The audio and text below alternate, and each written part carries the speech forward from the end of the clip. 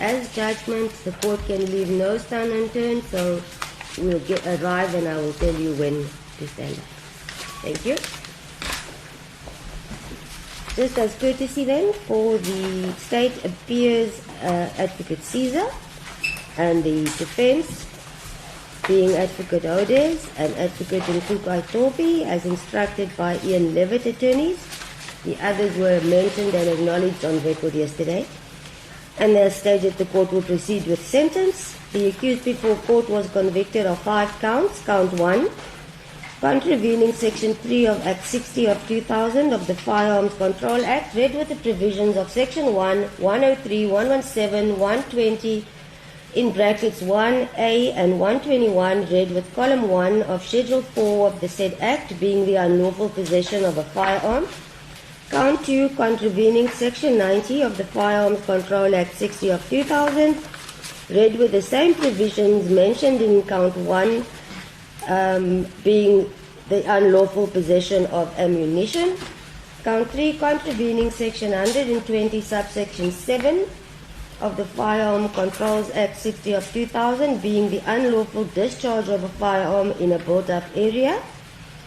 Count 4, contravening Section 120, subsection 3C of the Firearms Control Act 60 of 2000, being the unlawful failure to take reasonable precautions to avoid danger to a person or property in circumstances where it created a risk to the safety or property of the general public.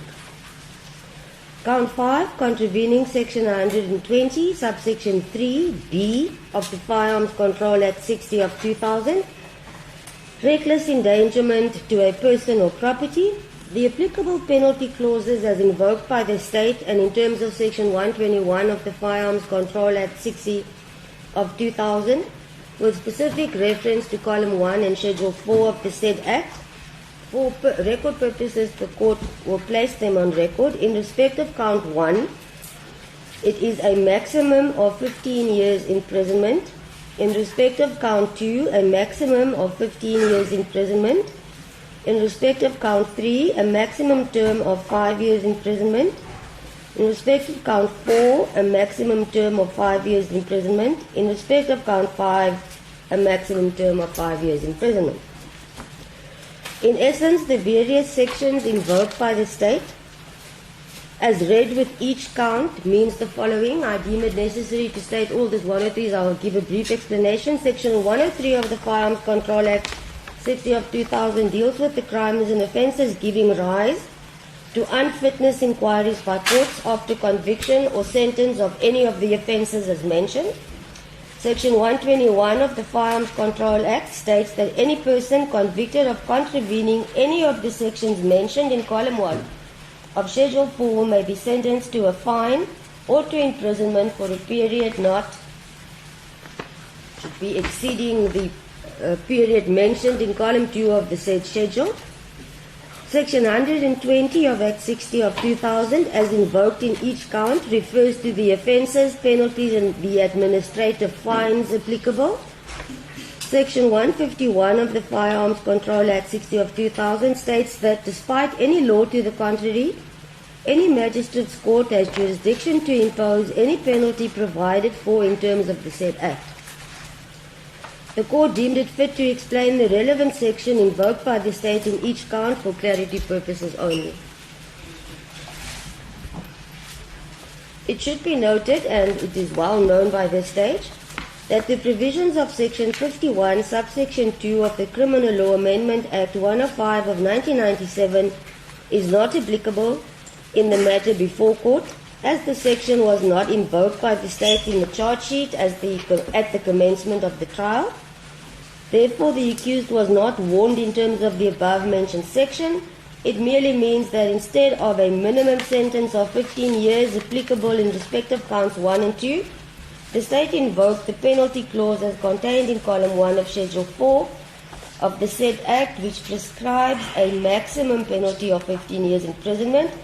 I trust this explanation is understood and the reasons as to why the minimum sentence is not applicable, and that the defense does not need to show compelling or substantial circumstances for the court to warrant a deviation of the minimum sentence legislation. plainly stated is one of semantics, the one dealing with a minimum of 15 years, the second with a maximum term of 15 years imprisonment. With regards to the maximum sentence, the normal principles followed by courts when sentence is considered is therefore applicable. The above charges relate to the incident relating to the EFF, or the Economic Freedom Fighters' 5th birthday celebration held at Sisa Dukashe Stadium in Tanzania on the 28th of July 2018. The incident led to the arrest of the accused and his subsequent appearance in court on 27 November 2019. Thereafter, as a result of the COVID pandemic which the country faced, the accused appeared for the first time in person before this court, and you'll need to bear with me here, on the 29th of March 2021. On which date a trial date was then secured. The trial date for the matter to proceed was 27 August 2021. However, the erstwhile state advocate was ill, and she had notified parties beforehand that the matter may not proceed, and a postponement for trial was arranged in the absence of the accused and the defense team, and the trial date then secured being 28 February 2022. On the said date, Advocate Caesar appeared on behalf of the state, and the case formally proceeded, or the trial proceeded, on 1 March 2022 for the week up to the 4th of March 2022, being for 4 days. From there it was postponed to 5 September 2022 for the week. However, and this is not criticism at all, because the matter was dealt with very professionally, as the defense had indicated a prior commitment and could not honor the week of September. And in the absence of all parties, a date for further evidence was then arranged, being 30 January up to the 3rd of February 2023, and it proceeded for 5 consecutive days. 1 September 2023 was the following dates up to 14 September 2023, that was 4 days, and the state case was closed on the 14th of September, meaning it was a total of 13 court days that was spent on the state's case after hearing plus minus 19 state witnesses and 3 applications brought by the defense in that period.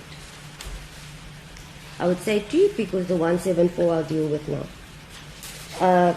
As from the 14th of September, the matter was postponed to the 20th of September 2023, whereby a Section 174 application was brought by the defense, and the ruling by court on the 19th of October 2023 was then ruled in terms of Section 174, and that ended the state matter, the 3 applications, and it lasted a total of 15 court days. During the week of 18 June 2024 to 20 June 2024, after 3 consecutive days, the defense case was closed, and on 1 November 2024, the date was secured, including the date of 9 December 2024, was set aside for address on merits.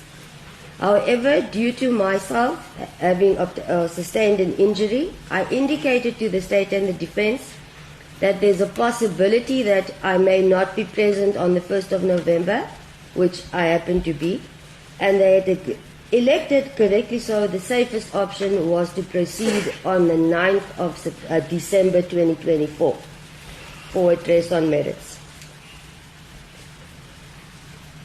Indeed, then it had proceeded on the 9th of December 2024, continued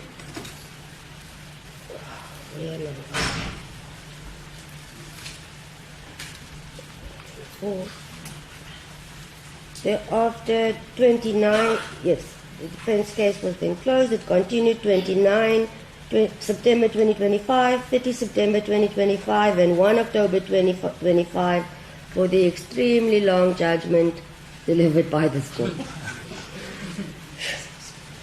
I still shudder. Thereafter, it was postponed to 23